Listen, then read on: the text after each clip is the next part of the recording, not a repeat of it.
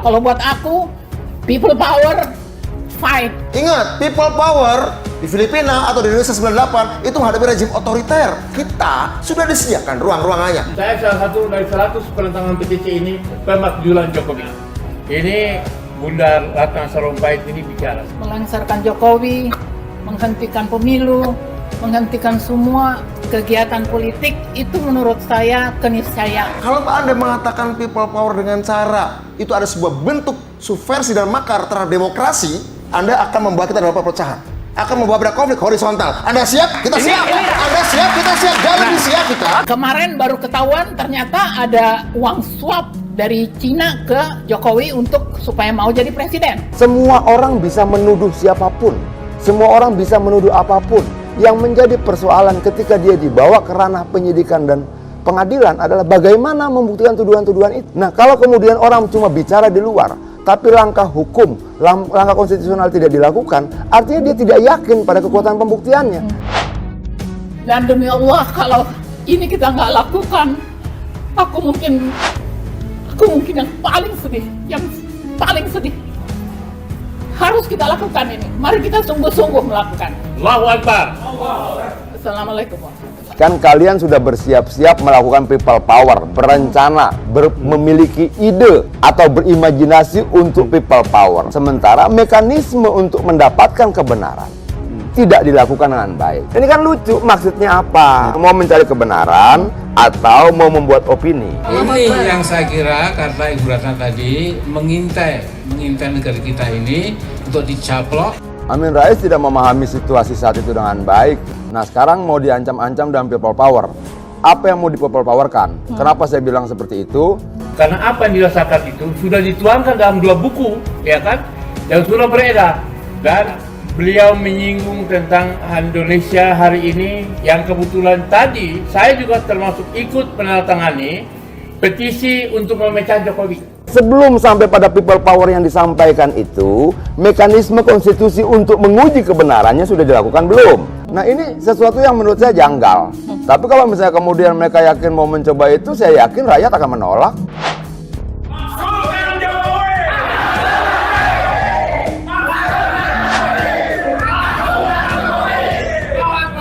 Teriak-teriak gitu ya, teriak-teriak maksudkan Jokowi. Lu pada semua manusia-manusia halu ya?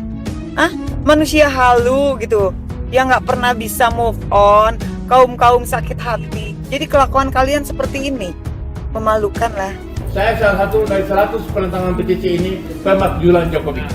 Ini Bunda Ratna Sarumpait ini bicara. Kalau buat aku, people power, fight.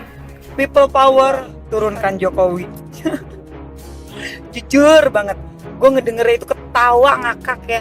Lu tuh udah tua bangka, udah uzur. Mendingan lu pikirin akhirat. Melengsarkan Jokowi, menghentikan pemilu, menghentikan semua kegiatan politik, itu menurut saya keniscayaan. Ini yang saya kira karena Ibu Ratna tadi mengintai negara kita ini untuk dicaplok. Si Amin Rais tuh si sang sekuni. Pak, lu tuh udah tua bangka, udah uzur. Nggak usah mikirin dunia lagi, Pak. Mendingan lu pikirin akhirat. Sengkuni, mendingan lu tepatin dulu janji lu yang katanya mau jalan kaki Jogja, Jakarta. Dasar kalian kaum pecundang, pengecut. Terus kemarin baru ketahuan ternyata ada uang suap dari Cina ke Jokowi untuk supaya mau jadi presiden, ya kan? Ingat satu hal ya, kalian berani colek Pak Jokowi, yang kalian lawan bukannya Pak Jokowi, yang kalian hadapi bukannya Pak Jokowi, tapi rakyat Indonesia yang akan bersatu untuk terus setia konsisten menjaga Pak Jokowi di garda terdepan sampai masa tugasnya selesai. Ingat itu. Dan demi Allah, kalau ini kita nggak lakukan, aku mungkin yang paling sedih. Harus kita lakukan ini. Mari kita sungguh-sungguh melakukan. Allahu Akbar. Assalamualaikum. Waalaikumsalam. Saya juga ikut menangis ini, ya kan? Karena apa yang dirasakan itu sudah dituangkan dalam 2 buku, ya kan? Yang sudah beredar. Dan beliau menyinggung tentang Indonesia hari ini yang kebetulan tadi saya juga termasuk ikut menandatangani petisi untuk memecah Jokowi. Saya tantang kalian semua. Jangan hanya omong kosong, gue tantangin ya. Gue rakyat Indonesia, Noviana, nantangin kalian yang katanya mau memakzulkan Jokowi dengan kekuatan people power kalian. Tunjukkan jika memang kalian memiliki kemampuan, bukan kemampuan kalian. Jika memang kalian bisa memakzulkan Jokowi. Jangan jadi tong kosong nyaring bunyinya kalian semua. Jangan cuma koar-koar doang kemampuan kalian. Ya, jadi kita ini dalam bahaya besar.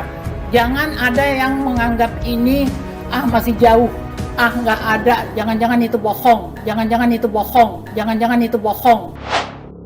Ratna Sarumpait mengakui bahwa dirinya berbohong terkait pengeroyokan yang dialaminya di Bandara Hussein Sastra Negara, Bandung, Jawa Barat. Ia juga mengakui jika sebenarnya dirinya melakukan operasi plastik di Rumah Sakit Bina Estetika pada tanggal 21 September 2018 lalu. Ratna Sarumpait yang sebelumnya mengaku mengalami penganiayaan mengakui dirinya telah berbohong. Pengakuan ini disampaikan langsung oleh Ratna Sarumpait di kediamannya di Kampung Melayu Kecil 5, Tebet, Jakarta Selatan. Ia menjelaskan jika kebohongannya berawal dari dampak operasi plastik yang ia lakukan. Dirinya lalu berbohong kepada keluarga bahwa alami kekerasan atau pengeroyokan di Bandara Hussein Sastra Negara, Bandung, Jawa Barat. Pengakuan Ratna Sarumpait pun menjadi polemik hingga akhirnya dirinya mengakui telah melakukan kebohongan besar dan menjadi pelaku hoaks terkait pengakuan kekerasan yang dialami dirinya. Dan gue akan ngebahas tentang Ratna Sarumpait. Bukan dramanya, tapi dari sisi psikologinya mengapa Ratna Sarumpait harus berbohong. Tapi mengapa seseorang harus berbohong seperti itu? Itu menilai kepribadian Anda. Udah ngomong ya? Ya udah kelar dong kalau gitu masalahnya. Kalau gitu alhamdulillah dong. Berarti selama ini yang berbohong ketahuan kan siapa? Mudah-mudahan taubat terus. Dari ceritanya saja sudah janggal. Dan sampai terakhir Ratna Sarumpait tidak menjelaskan. Itu saja sudah janggal. Artinya maksudnya gini, jangan kemudian untuk mengungkapkan kebohongan itu kita harus punya akses ke lembaga internasional. Karena kalau kita bicara apa dampaknya ketika kebohongan ini terbongkar dalam konteks kontestasi pemilu, pasti punya dampak. Bagaimana pandangan Mbak Ratna yang kemarin juga sempat melontarkan dekret rakyat? Silakan, Mbak Ratna. Itu betul, saya ini kalau bikin penelitian super teliti. Kenapa itu bisa begitu merajalela si Jokowi? Ya, undang-undang dasarnya udah diubah. Ketua Dewan Kehormatan PAN Amin Rais memberikan kesaksian dalam sidang kasus hoaks Ratna Sarumpait. Amin mengungkapkan latar belakang diadakannya jumpa pers oleh Capres nomor urut 02 Prabowo Subianto terkait apa yang dialami Ratna Sarumpait. Amin menyatakan sebelumnya ia tidak mengetahui jika Ratna telah berbohong atas penyebab luka lebam yang dideritanya. Amin mengaku mendapatkan cerita luka Ratna akibat penganiayaan. Amin juga mengakui dialah pihak yang pertama kali mendorong agar apa yang dialami Ratna diangkat ke permukaan sebagai bentuk rasa solidaritas. Bahkan ia juga yang mendorong agar Prabowo tak tinggal diam atas apa yang dialami salah satu tim sesnya ini. Atas dasar inilah kemudian pernyataan sikap Prabowo Subianto soal apa yang dialami Ratna akhirnya digelar. Namun Amin Rais mengaku baru mengetahui Ratna ternyata telah berbohong. Cuma saya minta supaya keadilan ditegakkan ya. Kalau Sarumpait karena hoax seperti itu disuruh keluar masuk kepolisian dan kejaksaan ya.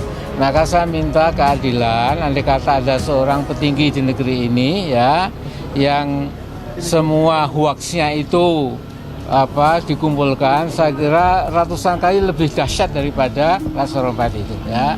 Jadi saya pikir yang adil lah, yang adil ya. Jangan mentang-mentang orang kecil kemudian ditindak.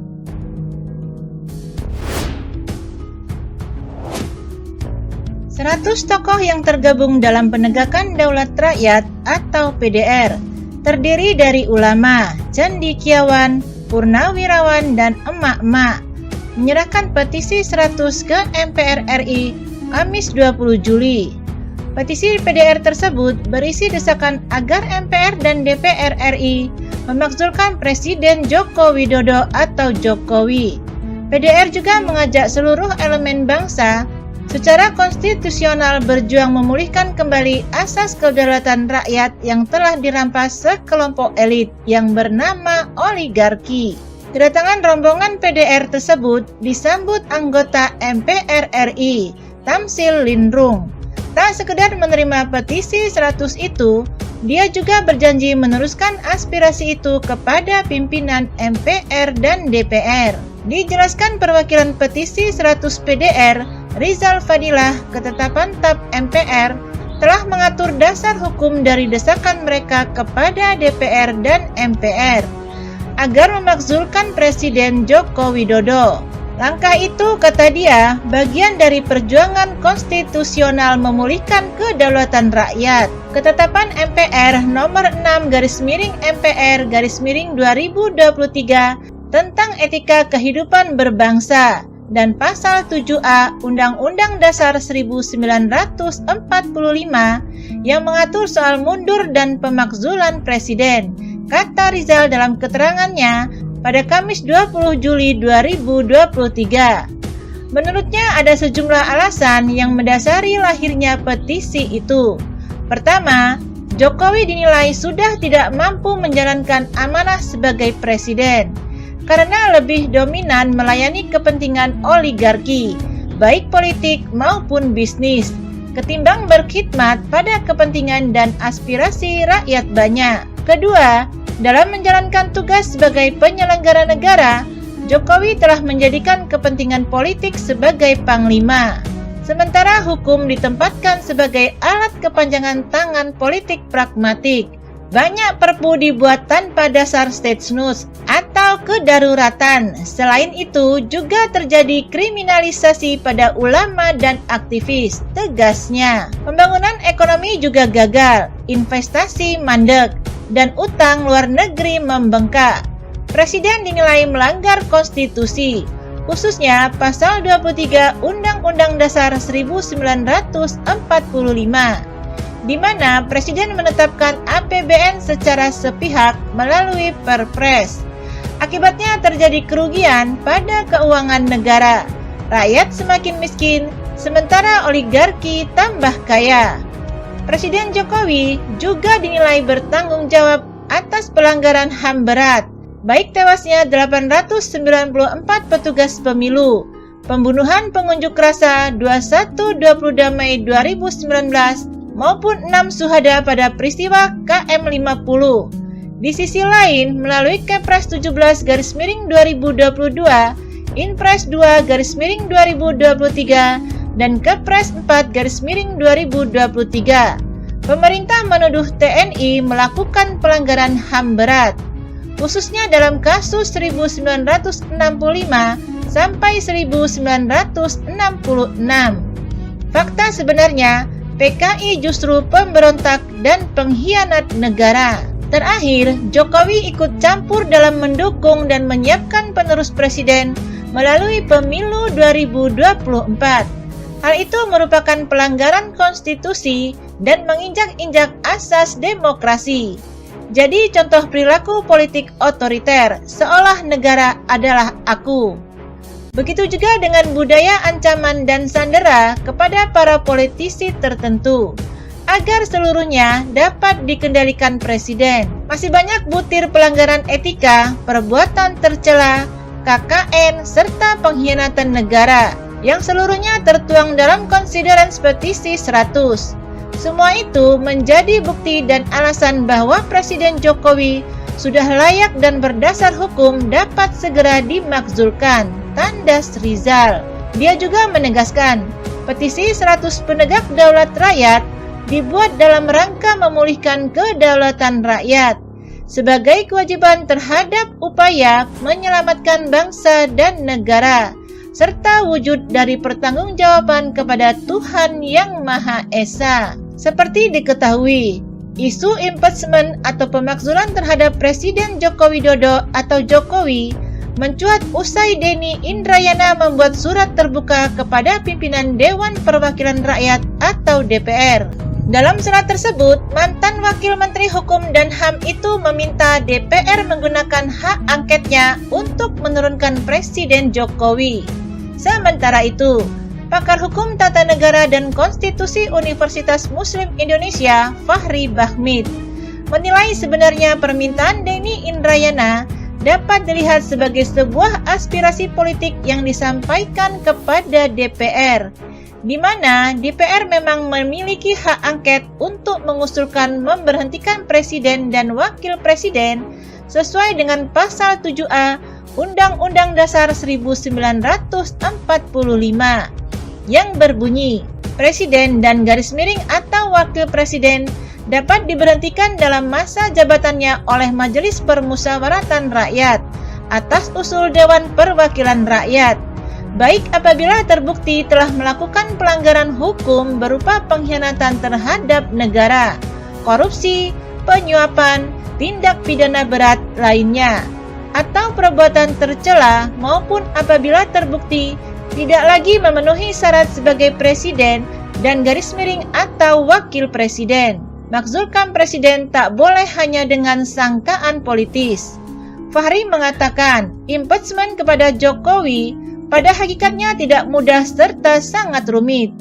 Menurut dia, memaksudkan presiden atau wakil presiden sengaja dibuat berat dan rumit dengan melibatkan 3 lembaga negara, yaitu DPR, Mahkamah Konstitusi atau MK, serta MPR.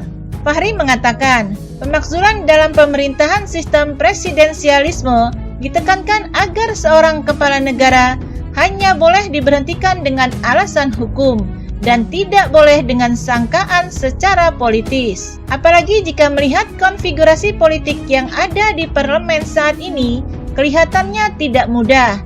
Apalagi secara hukum desain kelembagaan impeachment sengaja dibuat agar tidak mudah seorang kepala negara dijatuhkan. Jelas Fahri Bahmid. Fahri mengatakan, DPR dapat mengusulkan pemakzulan terhadap presiden jika memang terbukti adanya dugaan pelanggaran hukum berupa pengkhianatan terhadap negara, korupsi, penyuapan, tindak pidana berat lainnya, perbuatan tercela, atau tidak lagi memenuhi syarat sebagai presiden dan garis miring atau wakil presiden. Hal itu diatur dalam pasal 7B Undang-Undang Dasar 1945 yang berbunyi, usul pemberhentian presiden dan garis miring atau wakil presiden dapat diajukan oleh Dewan Perwakilan Rakyat kepada Majelis Permusyawaratan Rakyat, hanya dengan terlebih dahulu mengajukan permintaan kepada Mahkamah Konstitusi untuk memeriksa, mengadili, dan memutus pendapat Dewan Perwakilan Rakyat bahwa presiden dan atau wakil presiden telah melakukan pelanggaran hukum berupa pengkhianatan terhadap negara, korupsi, penyuapan, tindak pidana berat lainnya, atau perbuatan tercela, dan garis miring atau pendapat bahwa presiden dan garis miring atau wakil presiden tidak lagi memenuhi syarat sebagai presiden dan garis miring atau wakil presiden. Jika Jokowi terbukti melakukan pelanggaran hukum seperti yang disebutkan dalam undang-undang, maka usul pemberhentian itu dapat diajukan oleh DPR kepada MPR dengan terlebih dahulu mengajukan permintaan kepada Mahkamah Konstitusi untuk memeriksa, mengadili, dan memutuskan pendapat DPR bahwa presiden telah melakukan pelanggaran hukum. Pengajuan permintaan DPR kepada MK pun hanya dapat dilakukan dengan dukungan sekurang-kurangnya 2/3 dari jumlah anggota DPR yang hadir dalam sidang paripurna yang dihadiri oleh sekurang-kurangnya 2/3 dari jumlah anggota DPR di parlemen. Kemudian ketika proses itu harus berakhir di MPR, maka mekanisme pengambilan keputusan pemberhentian presiden harus diambil dalam rapat paripurna yang dihadiri sekurang-kurangnya 3/4 dari jumlah anggota dan disetujui oleh sekurang-kurangnya 2/3 dari jumlah anggota yang hadir. Dalam rapat itu, presiden juga bakal diberi kesempatan menyampaikan penjelasan dalam rapat paripurna MPR. Dengan demikian saya berpendapat, biarlah wacana yang dilontarkan oleh Profesor Denny Indrayana secara akademik dapat dimaknai sebagai academic discourse dan secara politik agar anggota DPR RI menyikapinya sesuai kewenangan konstitusional yang ada.